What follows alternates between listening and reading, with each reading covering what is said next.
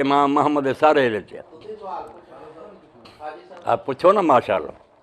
मौलाना एक इमाम साहब ने बड़े नेक ने अल्लाह दे बंदे बंदे ते एक दूसरा इमाम दुनियादार ते मतलब चल चला वाला काम करदा किते अच्छा कर लिया किते बुरा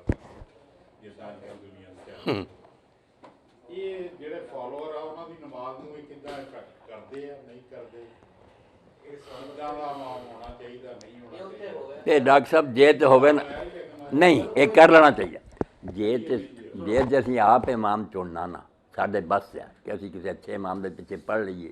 या मस्जिद च उन्होंने मुतयन करे फिर ते अगल काम यही है कि एवं बुरे आदमी को क्यों तुसीं इमाम बनाया सारे जमात गुनाहगार है।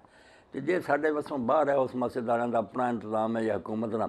फिर वो किदां दा भी होवे ना। हुण वरीद बिन उकबा तो गाह नहीं लंघ जाना कि हज़रत उस्मान दा गवर्नर सी शराब पी के नमाज पढ़ाई तो बाद नशे जियां दा होर पढ़नी जे तो साहबा वो पिछे ही पढ़ ली जे वह इंतजाम तो साडा नहीं कोई दखल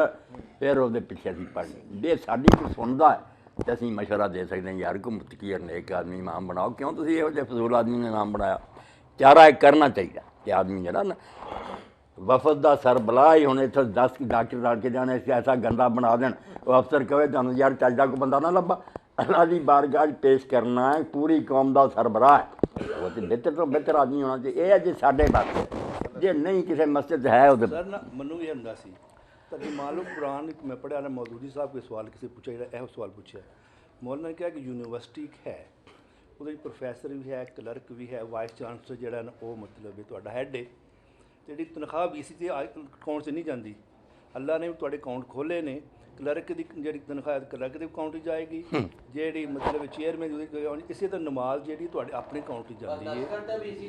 ਦਸਖਤ ਨਹੀਂ ਨਾ ਦਸਖਤ ਅੱਲਾ ਕਰਨੇ ਦਾ ਅੱਲਾ ਸਾਰੇ ਦੀ ਕਬੂਲ ਕਰਦਾ। डॉक्टर साहब मैं भी उत्थे आख्या जी कोई ये फिक्र ना करे भी इमाम दी ना होई मेरी नहीं होनी नहीं ਉਹਨਾਂ ਨੇ ਇਹੋ ਗੱਲ ਕਹੀ ਸੀ ਕਿ ਇਮਾਮ ਦੀ ਜਿਹੜੀ ਅਕਾਊਂਟ ਉਹਦੀ ਬਾਕੀ ਉਹਦੀ ਨੀਅਤ ਜਿਹੜੀ ਹੈ ਨਾ ਉਹਦੇ ਆਪਣੇ ਪੱਲੇ ਹੋਵੇ ਉਹ ਪਕੜਿਆ ਜਾਏਗਾ। ਦੂਸਰੀ ਚੀਜ਼ ਇਹ ਹੈ ਕਿ ਜਿਸ ਤਰ੍ਹਾਂ ਕਿ ਸੂਰਤ ਹੈ ਸਾਹਿਬ ਦੇ ਵਿੱਚ ਜੋ ਕੋਈ ਕਹਿੰਦੇ ਉਹ ਨਹੀਂ ਕਰਦੇ अगर वो इमाम नहीं करता अपना पकड़ा जाएगा नहीं वो डॉक्टर साहब तादा ना जे उस इमाम दे उत्थे मुकर्रर कहन साडा दखल ना हो जे साडा भी दखल फिर असीं भी मुजरम ना